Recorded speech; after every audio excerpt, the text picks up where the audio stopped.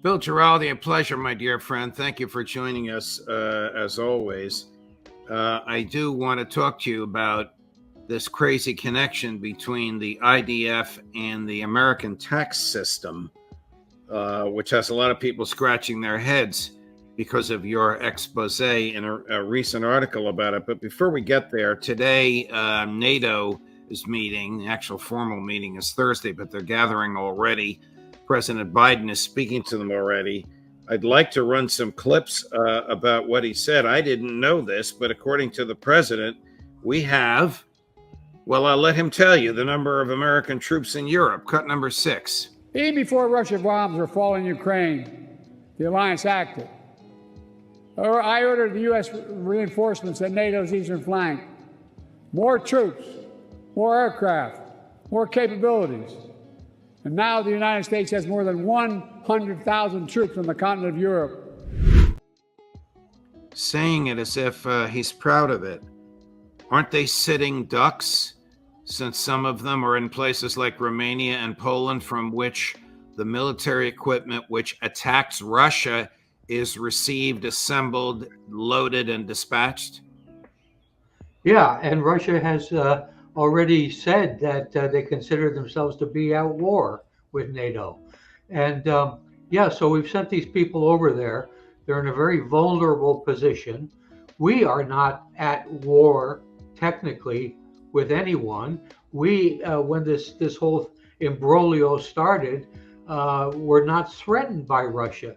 We're not threatened by what was going on. But now our great president, over the course of time, has put us in a situation where our soldiers and sailors and Marines are very vulnerable.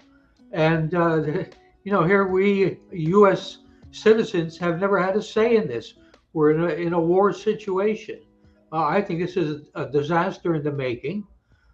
It will not change the outcome of Ukraine versus Russia. And all it will do is kill more people and cost billions of dollars of more money just thrown away. This is ridiculous. I'm thinking about our mutual friend Gerald Celente, who always says when all else fails, they take you to war. We know his campaign is failing, his public persona is failing, his donors are leaving him. Do you think those troops are there as a tripwire? Some of them get killed, and all of a sudden we have a reason to declare war on Russia because they killed our troops? Well, funnily enough, this is the first thing I began to think about when this was kind of developing, that these soldiers were going over there and placed in a vulnerable position. I was thinking about the October 7th incident in Gaza, where, to my mind, right from the beginning, it was clear to me the Israelis knew this was coming, and it was a setup because they wanted to go into a war and to resolve what they saw as their issues by going to combat. Now, are we doing the same kind of stupid thing? I don't know. Well, I hope I'm wrong, but I fear that they're there as a tripwire. Before we get to Israel on October 7 and Haaretz and the Lancet and the American IRS, all of this stuff is connected. Phil will explain it in a few minutes. Here's President Biden in the same speech, again, just earlier today, boasting, this is really crazy, Phil, Ukraine can and will stop Putin. Number 7. In Europe, Putin's war of aggression against Ukraine continues. And Putin wants nothing less than Ukraine's total subjugation, to end Ukraine's democracy, to destroy Ukraine's culture, and to wipe Ukraine off the map. And we know Putin won't stop at Ukraine. But make no mistake, Ukraine can and will stop Putin.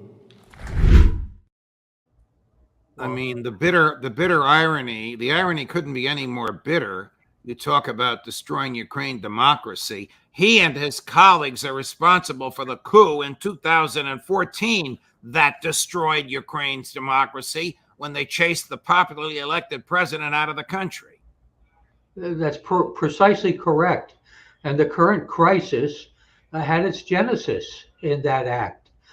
we were basically interfering. Victoria Nuland admitted that we had spent $5 billion destabilizing the government in Ukraine so we could overthrow it. I mean, this is the reality of what we're confronted with. These people are crazy, and they're not answerable to the American people. It's like they were given some kind of commission to go berserk, and this is a and plus Biden's comments are nonsense. If Russia had wanted to take over all of Ukraine, it would have happened right away in the beginning. Russia had the capability to do that. But this has never been Russia's intention. And Russia certainly has no intention of recreating the former Soviet Union, which is essentially what he just said. I mean, we know he has dementia. Is he crazy on top of that? Wow. One more before we get to Netanyahu and company, although I wonder if Prime Minister Netanyahu heard the clip we're now going to run, because the last line of this clip, though it doesn't mention Israel or Prime Minister Netanyahu by name, obviously implicates them when he says Ukraine goes to the front of the line. They get all the ammunition first before anybody else. Cut number 8, Chris. In the coming months, the United States and our partners intend to provide Ukraine with dozens of additional tactical air defense systems. The United States will make sure that when we export critical air defense interceptors, Ukraine goes to the front of the line. They will get this assistance before anyone else gets it. Wow. Now, what will Mr. Netanyahu, who will be there on the floor of the House of Representatives, being treated like a conquering hero rather than the war criminal he is 2 weeks from today, say about that Ukraine is at the head of the line, not Israel? Well, I rather suspect there will be a backhander going on here, where Israel will be getting a matching amount of weapons and probably more money. And maybe Netanyahu will, kind of restrain himself a bit. But this is insane talk out of Biden. Ukraine to the front of the line. This is talk. This is war talk, and it goes beyond war talk. It's a declaration of war on a certain level, and this is frightening stuff. It almost is when you consider the following. The Americans were responsible for the use of cluster bombs on a beach in Sevastopol 3 Sundays ago, at which a half dozen people, including 2 children, were killed and 100 and some odd were injured. The Soviet foreign minister, who's the dean of foreign ministers of major countries, Sergei Lavrov, called in the American ambassador, and she was shaking when she left when he said to her, "We are no longer at peace with your country." The Secretary of State and the Soviet and the Russian, I almost fell for that trap, Soviet. The Russian foreign minister spoke by phone, and suddenly the U.S. apparently has stopped sending reconnaissance drones and other devices over the Black Sea. And now this from President Biden. It's almost like we're just a couple of bombs or a couple of sentences short of an out and out war, which maybe he wants. Maybe that will rehabilitate his failing presidential campaign and the perception of him as seriously mentally challenged. Yeah, I mean, and the Russians responded to the technical aspects of that bombing on the beach in Sevastopol by basically saying that this is an escalation, and if you keep sending these surveillance craft to the Black Sea, we will shoot them down. Right. Chris, put that up again. I want to read it. This is it's a full screen. This is from Sergei Lavrov at the time, and then we'll go to Israel and the IRS. What a connection there. The U.S. is responsible for this massacre, referring to Sevastopol, and they will get an answer. All flight missions for American ATACMS missiles are programmed by American specialists based on their own U.S. satellite intelligence data. He's right. Therefore, the responsibility for the deliberate missile strike against the civilian population of Sevastopol lies primarily with Washington, which supplied this weapon to Ukraine, as well as with the Kyiv regime from whose territory this strike was launched. Such actions will not go unanswered. That was 2 weeks ago. I'm thinking of our Italian ancestors who used this phrase. It sounds better in Italian than in English. Revenge is a dish which tastes best when eaten cold. Putin is a very, very patient, pragmatic man, and whatever his response to this will be, it might come at a time and in a manner that the Americans least expect it. Yeah, Putin is a chess player, and he is calculating what the options are for Russia, and of course he will be thinking, unlike our president, in terms of what benefits his country and what will send a clear message to our country that these people are not patsies. They're not going to be sitting and waiting for a someone with the mental capacity of Joe Biden to make a decision about what the Russians will be allowed to do or not allowed to do. What is the connection with certain IRS regulations and the IDF? Can people actually deduct from their adjusted gross income taxes money that goes to kill Gazans, to slaughter individual innocent civilians? Yeah, it's interesting. When I was doing the research for the article, I was quite aware of what they call a 501c3, which normally is a charitable contribution or an educational or religious contribution, or in other words, something kind of beneficial in nature.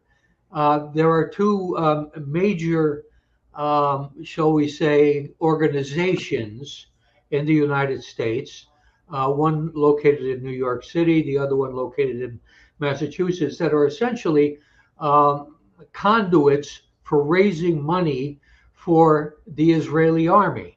Now, if they were doing that, raising money and then paying tax on what income they were getting from doing this activity, I would say fine. But here I discovered that both these organizations, one is called the Friends of the Israel Defense Force, and the other one actually claims to be affiliated with the Israeli Ministry of Defense. And both of these organizations are 501c3s, so they get to send their money to Israel, the money they raise, and it's tax-free from any kind of federal tax. And the donors who give them in the United States, who give this money to these organizations, are able to write this money off on their taxes. So we're subsidizing an organization which, pretty clear, is carrying out a genocide. And I wonder, how does this happen? How much financial aid does I don't know if you could even calculate this, since it comes from so many disparate sources in light of what you've just told us. Do you know, or do you have a handle on how much financial aid the federal government gives directly or indirectly, like through these tax deductions, to the state of Israel in a year? Yeah. A colleague of mine, Grant Smith, whom you might be acquainted with, has been looking into this issue for some years now. And he has calculated that in his estimates, based on the fraud that takes place in terms of how this money is transferred and so on and so forth. There are a lot of foundations that have been set up that basically support illegal activity on the part of the Israeli government, like building settlements and what it's doing right now in terms of the Palestinians. So this is quite a common procedure. Jared Kushner's Family Foundation basically has been engaged in raising money illegally to fund settlements illegally in Israel. So this happens quite often. Well, anyway, Grant Smith has calculated that the U.S. in one form or another gives Israel probably more than $1 billion a month.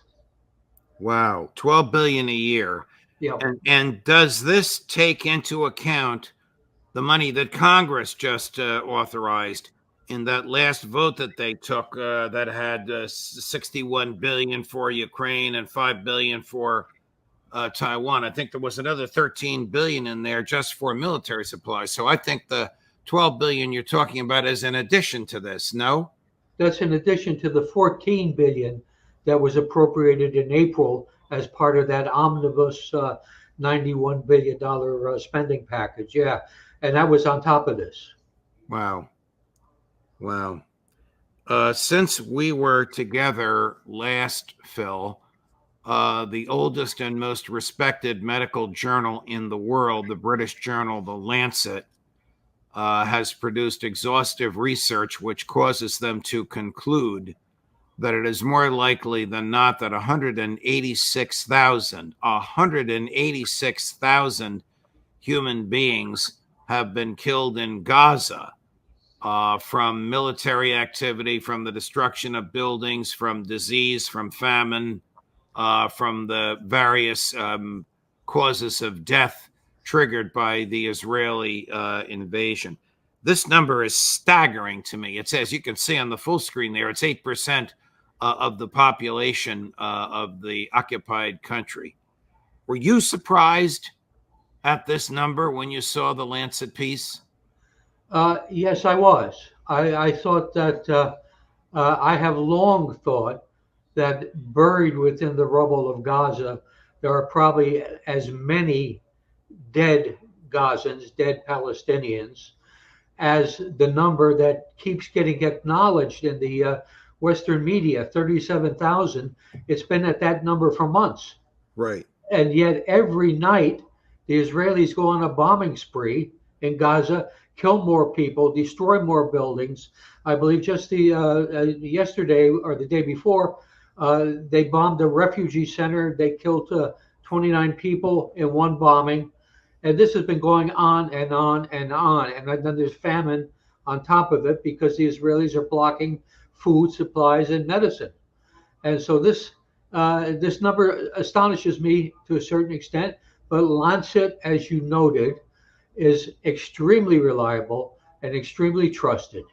And then we have the U.S. Congress, which just voted to forbid the State Department from using any numbers coming out of Gaza about deaths and injuries and so on and so forth, if the source comes from the Palestinians or anyone associated with them.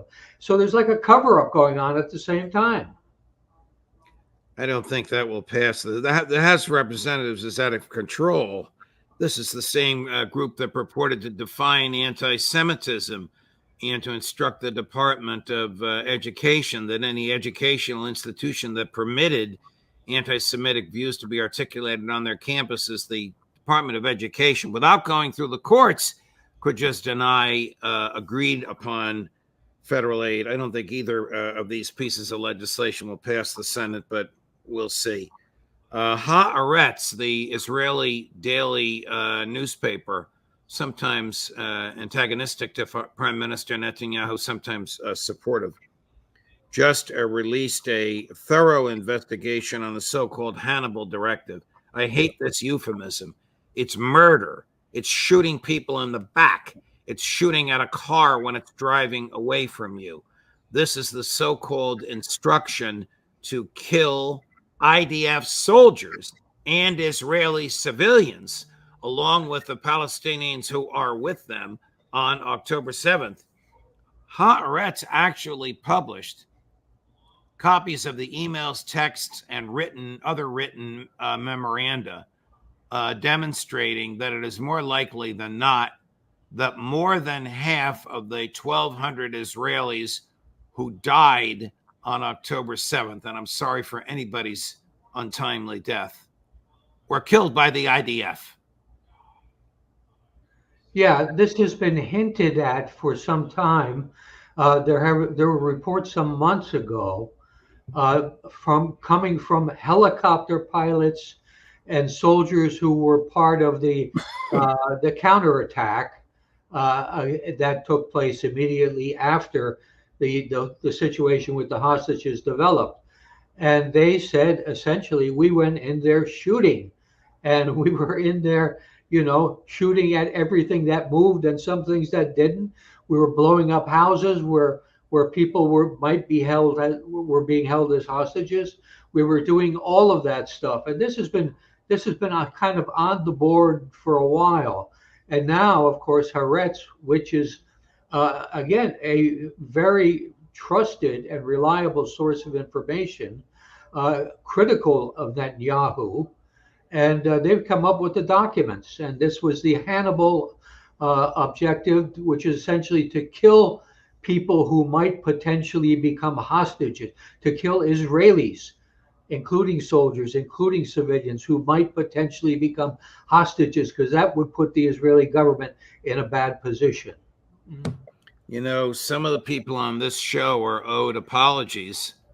You, Scott Ritter, Max Blumenthal, Aaron Mate, Anya Parampil, who reported this a long time ago, that the Israelis had used their so-called Hannibal directive. And again, I hate the euphemism.